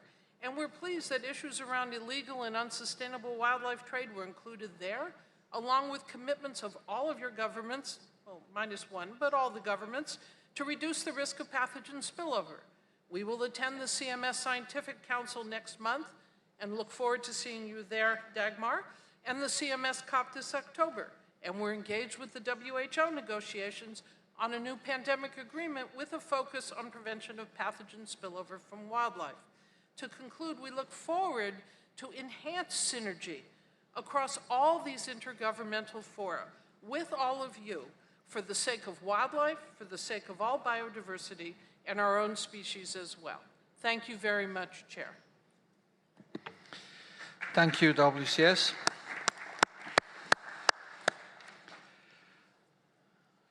I don't see any other observer organizations, so I open the floor for observer parties. I see China. China, you have the floor.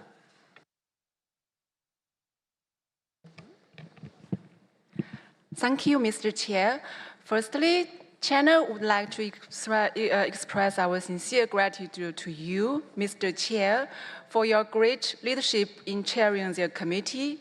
I participated in the online AC31, which was my first CITES meeting, and this is my first in-person CITES meeting. I have such a pleasure and honor to have both meetings chaired by you.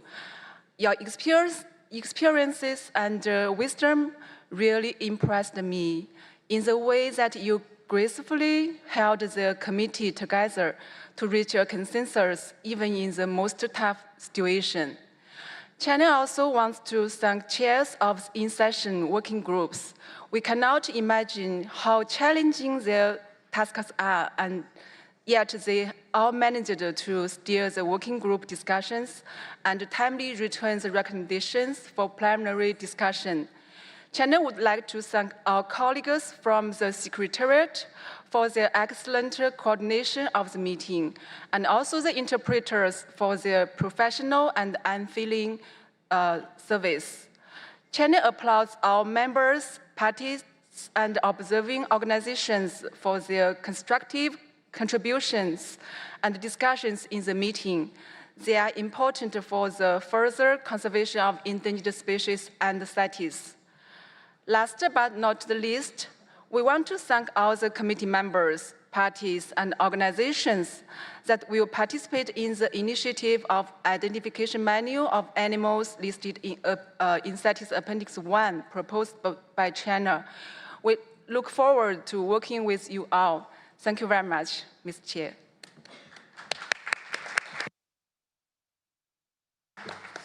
Thank you, China. I see DRC. DRC, you have the floor. Mr. Chairman, I'd like to echo preceding speakers to congratulate you, commend you. You have been very capable in leading the meeting, and we were particularly impressed by your way of keeping time. You even got us ahead of the agenda at certain times. And I think we realize why the Swiss are so famous for their timekeeping. I'd also like to commend you for your diplomacy, your sense of diplomacy. At some points in the working group discussion, you even approached the parties directly to attempt to find a consensus. You came to see us to give us some very well-seasoned advice. This is very special, and I think you deserve all our thanks. I'd also like to thank the Secretariat for their very hard work, the entire team, the Secretary General and her team, and the chairs of the working groups. In particular, all the chairs and the co-chairs on significant trade, of the working group on significant trade. This was a very delicate task, and I think they were extremely capable, and I hope to see them next time. Thank you. Thank you, DRC. I see the United States. You have the floor. Thank you, Mr. Chair. The U.S. wishes to align itself with all the previous comments made and express its sincere thanks to the Chair for his skillful running of this meeting and the excellent outcomes from the meeting and the diplomacy shown. Special thanks to the Secretariat for all their hard work in all the documents they prepared and at the meeting, and a special thanks to the interpreters, and mostly thank all the parties here for the congenial way we conducted what at times was very sensitive business, but we all walk out of here still respectful of each other. So thank you, and everyone travel home safely.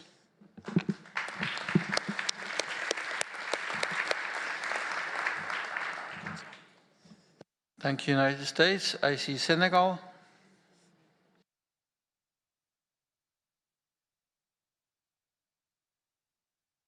Merci beaucoup. Thank you very much, Mr. Chairman.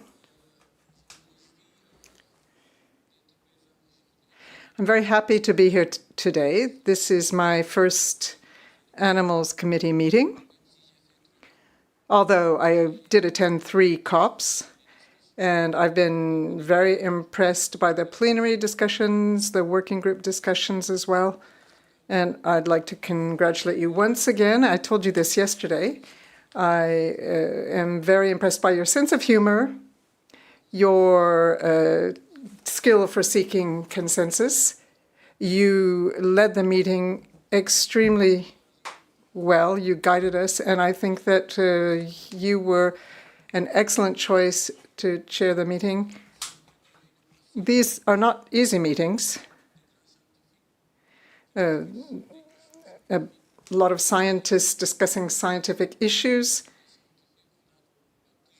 And as we know, scientists don't always have the same perspective. And sometimes everybody is right, but we have to come to a decision anyway. So, and it's not easy. So I'd like to thank this chair, the Secretariat, the interpreters, all the parties, and the NGOs. Thank you. Thank you, Senegal. And I see Indonesia. Indonesia, you have the floor. Thank you, Chair. We would like to make a very brief closing remark. It has been a very long week. Indonesia, we had a bit high number of species. We had around maybe 98 new animal species proposed to be included in the review. But fortunately, following your excellent leadership, Mr. Chair, also working group co-chairs, excellent engagement by the committee members, observer parties, and non-parties, and of course the excellent assistance of Madam SG and the Secretariat, we had good results when we had only 5 new species for RST. Maybe less in the next SC, hopefully. We had some differences, but we believe with future constructive engagements, we would achieve our goal in accordance with the objective and purposes of the convention. Indonesia looks forward to meeting you all in the next SC meeting in Geneva and in the upcoming workshop on marine ornamental fish in Indonesia this year. See you all and safe flight. Thank you, Chair.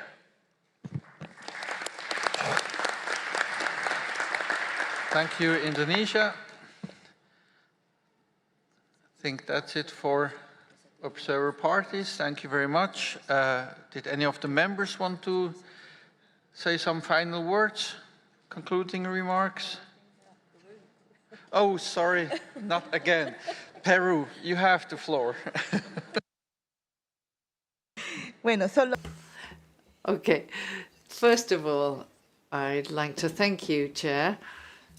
Peru would like to thank the government of Switzerland and the Secretariat for the excellent organization, as well as yourself and the co-chair for the excellent organization of the 32nd meeting of the Animals Committee, as well as the chairs of each of the working groups who have met their mandates.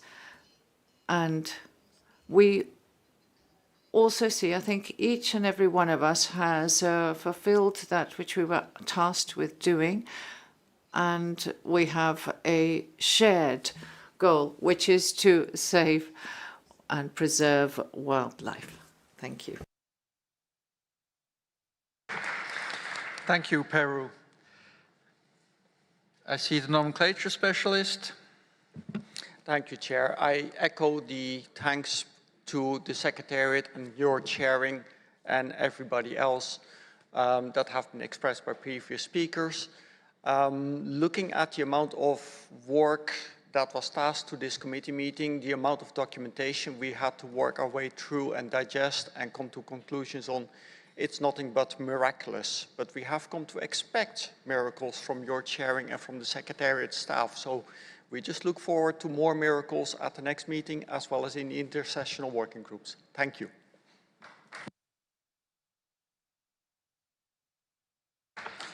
Thank you, nomenclature specialist.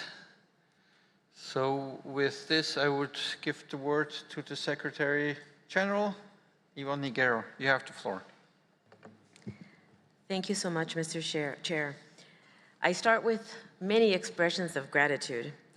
Firstly, my deepest thanks to our chair, Mr. Matthias Lorscher, for his leadership in guiding us through this extensive agenda. Your calm, diplomatic, and inclusive approach has steered us to a successful conclusion of AC 32. Many thanks to our Vice Chair, Mr. Hugh Robertson, I remember you now, for supporting our chair throughout the week. I'm sure he is glad that our chair has stayed in good health these last 5 days. Warm thanks to all the committee members for generously sharing their scientific and technical guidance and advice. A big thank you to the members that chaired the in-session working groups and to those who will chair the intersessional work.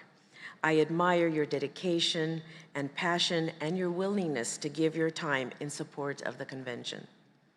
And thanks to observer parties and organizations for your insightful contributions to the discussions. Your knowledge and expertise definitely enriched the debate. It's been a busy week with 5 in-session working groups, including one on review of significant trade that did not take place during the last intersessional period. The Animals Committee did have some help this time, benefiting from the discussions at and recommendations made by the Plants Committee at its 26th meeting. It was the first time that the Plants Committee took place prior to the AC. Although this meeting is over, the work is only beginning, and it will be a very busy period between now and the next meeting of the Animals Committee. The Plants and Animals Committees agreed to establish 7 joint intersessional working groups to take matters that require inputs from both committees forward. In addition to those, the AC also agreed the establishment of 5 AC intersessional working groups. These groups will all have to complete their mandates before the deadline for the submission of documents for AC 33. The Secretariat is now tasked with convening several technical expert meetings in the next 8 months. Thanks for the latest hosting offer from Indonesia. We also need to prepare for the 77th meeting of the Standing Committee in November and the NDF workshop in December, not to mention the core tasks associated with processes such as RST and captive breeding. So we have full plates. I would like to thank Switzerland for the contribution to this meeting, especially in terms of the venue.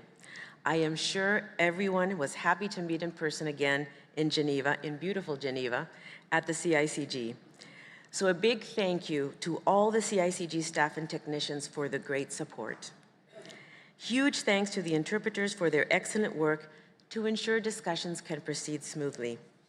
And warm recognition of the work of the translators, who sometimes work very odd hours to ensure we get the documents in all 3 official languages in time for discussions during the sessions.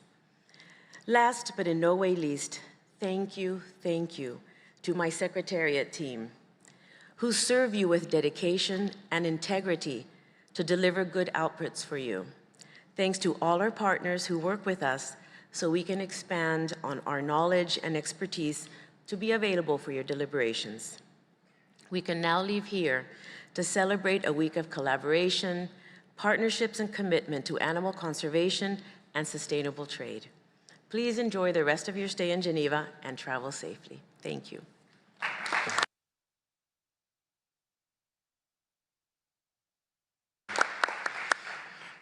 As you have been getting used to this week, I have to have the last word.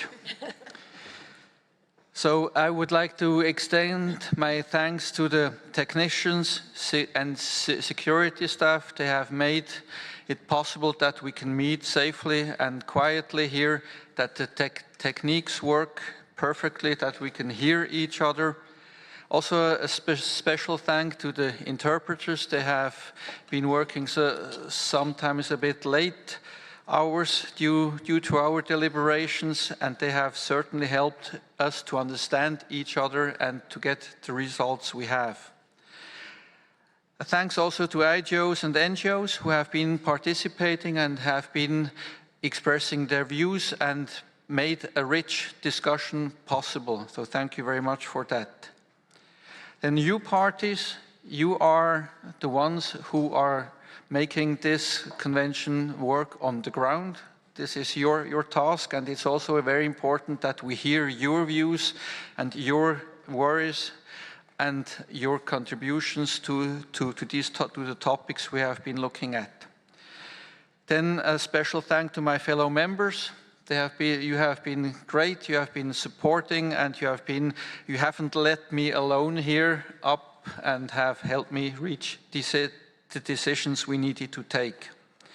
And just on a small note, when we are finished and I've closed the session, I would like to have a group photo, so we will meet up here just after the closure. And also a thank to my fellow colleague from the Plants Committee, Mrs. Flora Makumba.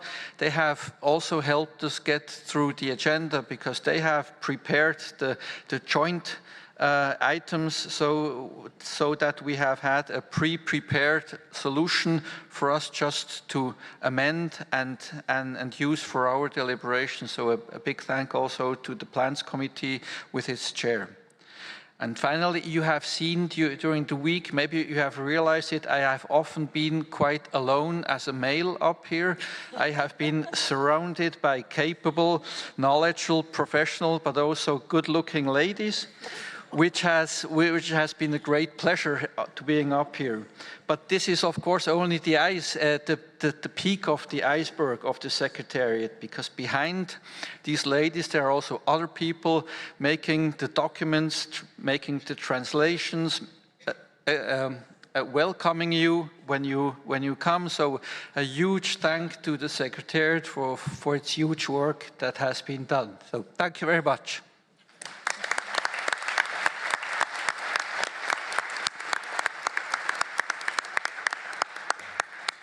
So with this, I declare this 32nd meeting of the Adams Committee closed. Thank you very much. Safe travels.